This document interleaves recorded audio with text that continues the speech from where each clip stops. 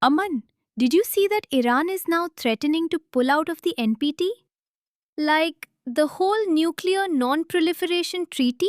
Yes, and honestly, this could be one of the biggest geopolitical stories of the year. We have to talk about this. We will.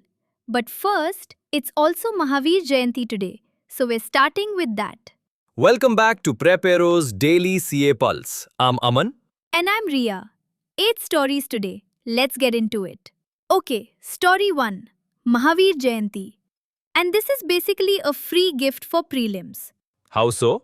Lord Vardhaman Mahavira, born in 599 BCE in Kundala Bihar, renounced royal life at 30, attained Kevala Jnana under a sal tree by the Riju Palika river, and attained moksha at 72 in Pavapuri, Bihar. And the titles, Jina and Mahavira, both come from conquering his inner enemies. That's the philosophical core of Jainism right there. GS1 Art and Culture, Triratna, Kevala Jnana, Pavapuri, all prelims worthy. That's prelims topic number 1. Moving on. Okay, Iran and the NPT, the Non-Proliferation Treaty. Here's the thing, Iran is reviewing its participation, citing violations by the US and Israel as justification. And why does this matter beyond just Iran? Because if Iran exits, it sets a precedent. The NPT, established in 1968, in force from 1970, currently has 191 member states.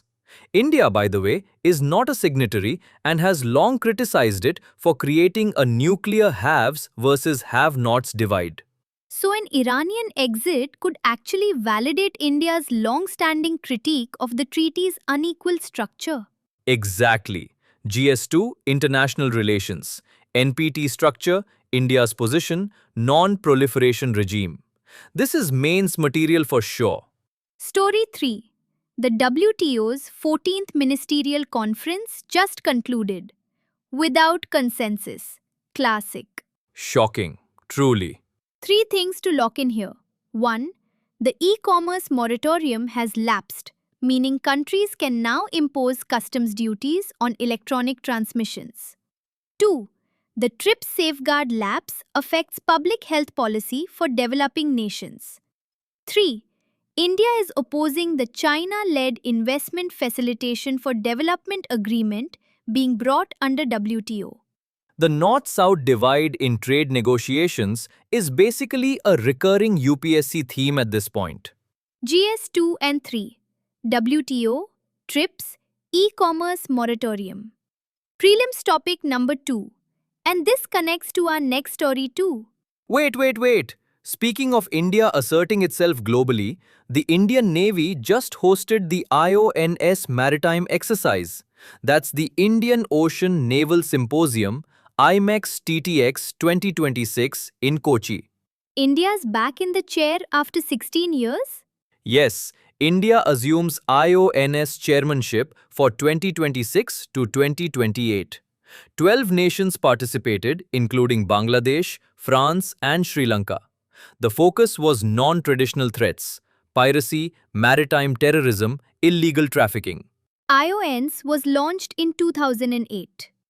GS2 International Relations.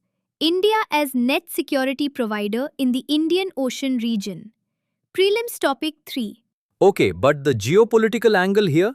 India anchoring the Indian Ocean security architecture while also pushing back at the WTO. There's a pattern of strategic assertion this week. Aman, focus. Story 5 Electronics Manufacturing Reforms. Fair.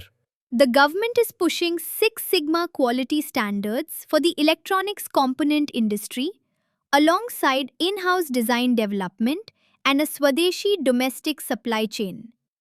Non compliant players risk exclusion from incentive schemes. This ties directly into Atmanirbhar Bharat and reducing import dependency, right?